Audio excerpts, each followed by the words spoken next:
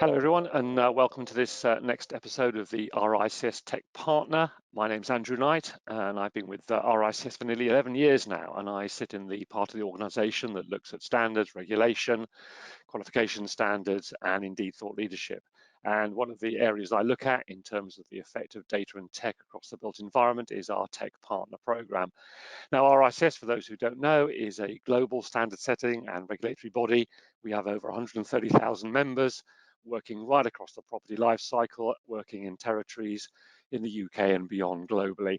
And today, I'm really happy to have Sandor join us from Accucities. So please join us, Sandor. Hello, how you doing? Very well, great to have you on the program today. Now, the first question I always ask, I must admit, is to try and get away from the bits and bytes and have a bit of a kind of a backstory around you and your colleagues and the team, and how Accucities were set up. So please do give us a bit of an introduction and a bit of backstory and a bit of flavour of the team at Accucities. Fair enough, yeah. I mean, the origin story is not too complicated. I'm not going to start going on some Marvel Avengers type path, but yeah. Michael and I, we started the company almost 5 years ago. We used to work together doing the same thing, but we sort of noticed a bit of a gap in the market for providing our products and services to lots more surveyors. So we just said, bite the bullet, let's put our savings together and start the company, build another model of London, and just start from there. And with that, we hired two people at the start as well, our colleagues Bryce and Milo, who are really super in terms of their 3D modeling and Unreal Engine development. So they're top of their game there as well. So that's the team. We're a very tight-knit little team, and we work with offshore companies who ensure our data and quality of data is really good, and that's perfect for all of our surveying customers and architect customers. And what sort of background do you and your colleagues have in the property side of things? Because we always like to highlight that kind of mix of technical and kind of domain skills in terms of the built environment. Yeah, I suppose so. All of us used to work at a building surveyor, building consultancy. In terms of sort of educational background, I'm a GIS, remote sensing, geography, Michael psychology. He's Bryce, our Unreal Engine developer. He's actually an architect. Oh, right. And and Milo is a sort of 3D product designer. So we've got a good mix of different skill sets, and Michael's psychology definitely comes in helpful with the marketing sometimes. And I think for in terms of a good background in sort of GIS for myself and everything means that we have accurate sort of mapping data that we provide. So, I mean, if you were to sum up, and I know it's a bit of a cliche question to ask to some extent, but what kind of problems is Accucities solving? And I'm sure there's multiple issues, multiple areas where you're improving things, but what would you highlight as the kind of the problems that you're actually solving? Yeah, I suppose the problems we're solving are getting sort of accurate city modeling data quickly and affordably. So there's a lot of time spent in, say, architects' offices or surveyors' offices where someone's manually drawing a model or extruding master map polygons in AutoCAD or something like that, and it can be quite time consuming. And we've got that sort of nice, neat way of going, well, we can deliver you a model really quickly, really accurately, and sort of to a high spec. And it's really no dramas with our clients, so it really helps them to sort of continue with the hard work that they're supposed to do, which what their clients need. So we're sort of just a really good step for them to start helping out. And I suppose that plays into the overall message, perhaps, of data and tech, not replacing practitioners, but augmenting what they do, taking some of the kind of legwork out, some of that basic stuff they would take time doing, which really isn't where they want to add value, perhaps. Exactly, yeah, exactly. You don't want to add value by spending 3 days, 5 days, 10 days doing something really boring to then suddenly put it into a computer and kick out an analysis which takes 5 minutes. It's like, well, you don't want to tell your client, well, it's going to take you 15 days to get to get that analysis done, you want to tell them, I can get it done for you in 5, and that's where we're helping out. Now, you mentioned architects and surveyors already. What kind of customers do you have? What kind of practitioner areas are they working in, to give us once again, paint a picture of the kind of people who are getting this kind of value from it? Yeah, so our main sort of clients are building consultants that work in rights to light, and architects who are doing visualizations as well. So, and daylight and sunlight analysis analysts, sorry. There are sort of main bread and butter sort of customers that we work with all the time. I think maybe 70% of our work is for these kinds of surveyors and architects. So, and if you were thinking of that split, thinking of the kind of the RICS as a profession, would you say that perhaps half the users are kind of RICS type professionals and the other half architects? Oh, yeah. Is that a kind of a relevant split? Definitely, yeah, definitely. I think it probably leans a bit more towards surveyors, a few less architects, because it's in terms of architects, they want to use our models for visualizations, whereas surveyors want to use it in analysis. So that's where the accuracy and the sort of speed of delivery comes into play. Now, I guess one of the one of the interesting things about any solution is sometimes people start using it for purposes you didn't really think of or intend in a good way. I mean, can you give us a few examples? I mean, you've mentioned already kind of right to light and various analytics, but can you paint a picture of some of the kind of use cases that people are using the models for, and perhaps some of them that surprised you in a good way? Yeah, definitely. I mean, so although surveyors and architects are our main customers, we do have other customers like games companies, big tech companies. They're using our data for all manner of things.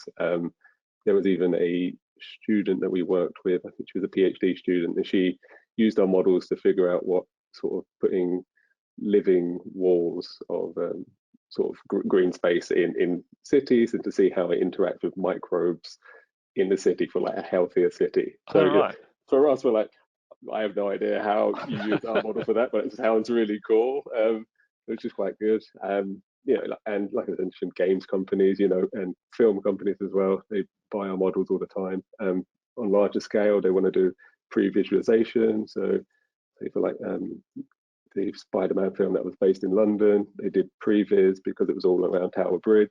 Yeah. So they used our model to sort of track out where they're going to put cameras and stuff like that. So these are really interesting things that other people have done, and it's the kind of stuff where we go, oh, yeah, our model helped a lot to deliver. Yeah. So I suppose it's an amazing spectrum of the more prosaic things, dare I say, in terms of looking at rights to light and protected views, and the other extent that, as you say, that scene on Tower Bridge with Spider-Man. Having kids of that age, I've watched that movie, so I can picture exactly the scene they were trying to I suppose almost do a pre-location visit, I suppose, or map out how they would shoot some of the shots. Yeah, that's exactly it. Yeah, it's a way of getting to site without having to ship 20 people to site to start taking photos. It's like, well, just buy a model and then you can have a quick look around, and then you get a feel for what you need to do. So you talked earlier about the productivity side, and I'm guessing that there's an element of customization in the sense that an architect or a surveyor will be saying, well, look, I need this particular model, I need this particular part of a city. What's that kind of time from kind of brief from the client to actually producing the model? How long does it take, given that I guess there's a degree of customization or bespokeness to it? Yeah, I mean, we started out by modeling our 60 square kilometers of central London. That was our first job. Let's get another model of London made, a bigger, better, faster, stronger one. And in that, we've also do bespoke jobs. It must be 90% of our work is just these bespoke jobs where clients would send us a map, and they would all use our quoting tool on our website and just mark it up and go cost and time for that. And for a small site, say 0.1 square kilometers, which is our sort of minimum, about 330 by 330 meters, it could be between 4 and 5 working days for us to completely model that site for you. And if you compare that to the time it would take, say, an architect's assistant or something to put something together from Google Maps and everything like that, it doesn't make it cost effective for anyone to spend 5 days of their actual real working time on it. It's better for a team like ours to get it done for them. Indeed. And when it comes to city scale, like we can scale up quite well. So we can, deliver a small city in say like a month or something, or larger cities in a couple of months. We recently did Detroit in the US, which I think was about a 9 square kilometer model, and that took us about 8 weeks, 7 or 8 weeks to model all of that up. It is a bit of a simpler city than central London. The buildings in America are a lot squarer, and there's a lot more car parks in Detroit. But the idea is that although it might take us 5 days to deliver 0.1 square kilometers, it doesn't take us 10 days to deliver 0.2. I mean, in 10 days, we could probably deliver 1 square kilometer. So, 10 times as much data in twice the time. So it does scale up quite well. We do have a really good team, lots of hands on it. All of our models are handmade in a way. They're using a very old techniques. They go around and they trace every part of a roof element, and that's what our model then becomes. Amazing. Now, I always say that I never want to get into the bits and bytes too deeply, but I'm aware you're using the Unreal Engine underneath it. Indeed, Epic Games are another one of our partners. How are you using for I suppose for the layperson who perhaps has only heard about Epic Games in the context of Fortnite, or it's beginning to hear about things like the metaverse and games engines? Can you explain to us what using a games engine does for you? Because a lot of people will think, well, what's a games engine doing in the built environment? Yeah, certainly. So when we first started the company and we made that model of London, we needed a really neat way to show it off. And the best way to do that was through a game engine. It's going to make your models look really good, and it's really efficient as well. It's better than using sort of a render which has to take time to render every frame.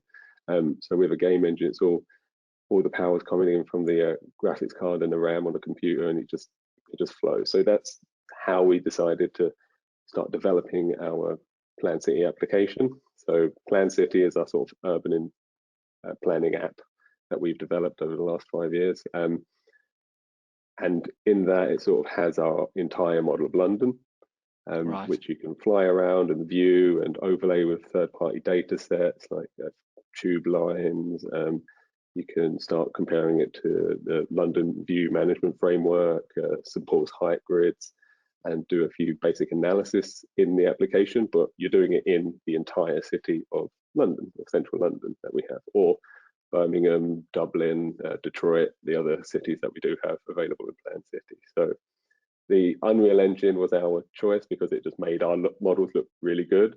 So yeah, it's just there's loads of game engines out there, that people will be familiar with, but Unreal Engine is just they really look after Epic Games, they really look after the people who are on their programs like we are, and they help you out and help you deliver things that you need. And like I said, it makes it look really good. So a lot of our architect clients also use Unreal Engine to sort of show off their new skyscrapers, and then have all of our model in the background. So it's a real good tool. So obviously Plan City takes you into a whole bunch of kind of new cases around that whole planning process. I mean, we talked earlier about right to light and some of those kind of things, which obviously do impinge to an extent. But in that sense, what are surveyors going to be able to use Plan City for in that whole kind of planning and development life cycle? Yeah, so I guess there's a lot of initial site appraisal.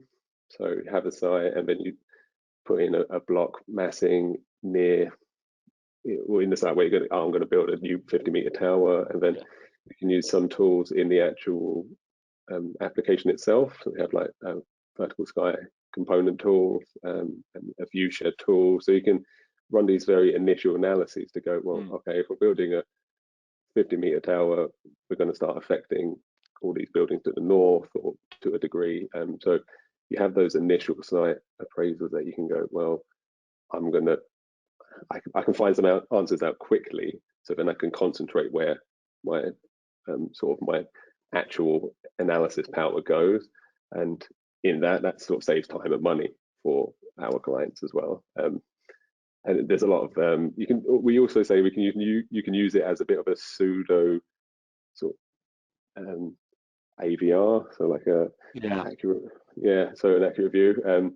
So you could just drop the person down, sort of a little walking character, and just view from anywhere. Really, you can just walk around just like you would in a video game, and see a new tower, or see what excuse me, see what the how much of the skyscraper, or like the gherkin that you're blocking with your new tower, or something along those lines. So that's where the power comes in using our tool. So as you can say, you can effectively place that potential building or that structure in its context and see the effect on views from different places, presumably. So definitely, yeah, exactly. So when you do have someone that's, especially if you're talking to, if it's a residential project, there's if you're putting up a new skyscraper of flats, a lot of people say, oh, how close is it to the nearest tube station? Okay, well, turn on the tube map. Or, oh, what's it going to look like from outside Buckingham Palace?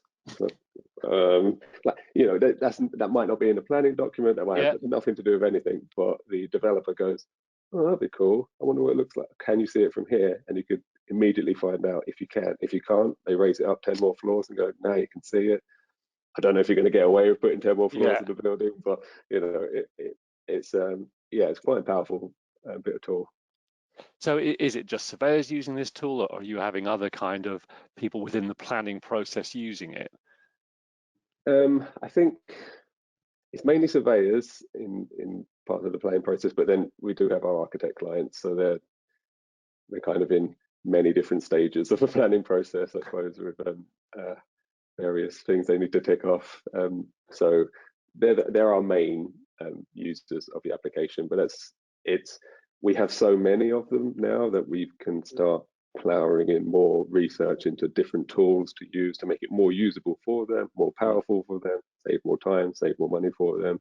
And because we have so many subscribers to it, and we've got enough on our plate to start really sort of wowing our customers as well.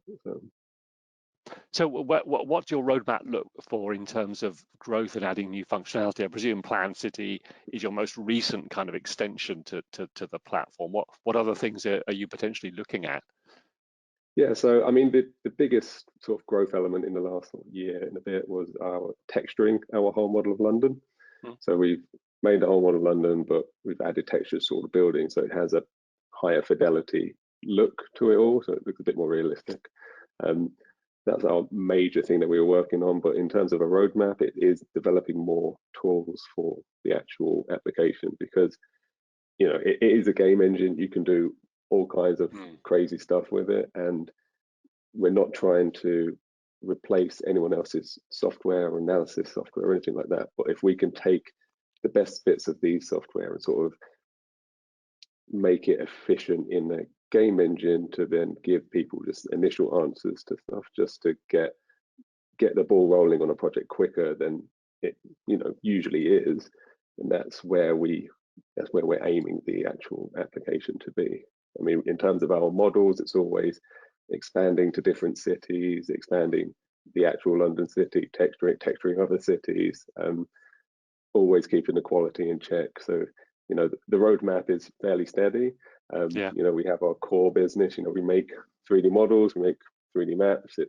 We just need to make sure that all of our customers are always happy. So it's always to quality, always to standard, always delivered on time, and that's what keeps us going. But then in terms of Plan City, it's the sort of the next road. It's like, well, there's so many places we can go, but for now, because we've got so many sort of loyal subscribers, we're keeping them happy by developing all of the tools and things that they want to see. They want to be able to do more in the application, and that's what we're going to help them do. Good. I guess my final question is one shaped by the reality. I think, as I made in my opening statement, that a lot of our members are working in smaller firms, smaller practices, and there's always a danger, I think, that they see data and tech being out of reach in the context, both in terms of perhaps ease of use, but also in terms of, to be blunt, the cost of entry, the cost of actually buying solutions like this.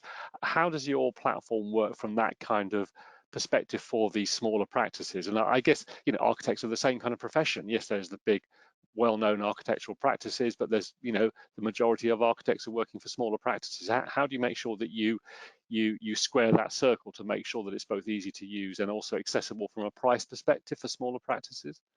Yeah, definitely. I mean, For us, the key has always been deliver a high quality model. And once we have that high quality model and it's quick, then you can start going, okay, is it going to be expensive? But we've had to just because of competitors, we've had to keep our prices sort of appropriate. And I mentioned earlier, a small 0.1 square kilometre model is £500. So that's more than enough site coverage for a small studio. And you kind of go back to it, oh, well, if I'm going to get one of my assistants in work to start modelling context for a week, it doesn't cost £500 of their time. It's a lot more. So we think the sort of price point we've got is very good for the sort of the data modelling. In terms of Plan City, it is on a bigger scale because the Plan City subscribers, they subscribe to the actual application and they get all of the CAD data for our entire London model or Dublin model or Birmingham model. So they have all the CAD data to use as they want in their own software for all of their projects as part of the fee. So that the pricing for that subscription is it doesn't rule out smaller studios, but then it does sometimes get a bit prohibitive. But we've always been very helpful. We've kind of started out the company to be the in-house photogrammetry department, the in-house game engine department. So whenever we get the call from your one-man band surveyor and saying, I've got a site, I need it quick, can you do me renders and stuff like that, we're always willing to help with them because we don't want to just serve giant companies because we're a small company ourselves. And I mean, I'll be surprised if surveyors aren't working with us already. We do have quite a number of surveyors on our list, but happy to have more, obviously. I understand. Well, it's been great to talk, Sandor, today, and it's a fascinating subject, and I'm sure we'll want to come back and review it. But for the moment, thanks very much for your time. It's been great to talk, and I look forward to catching up with you later in the year. Cool. Thank you very much, Andrew. It was a very good opportunity.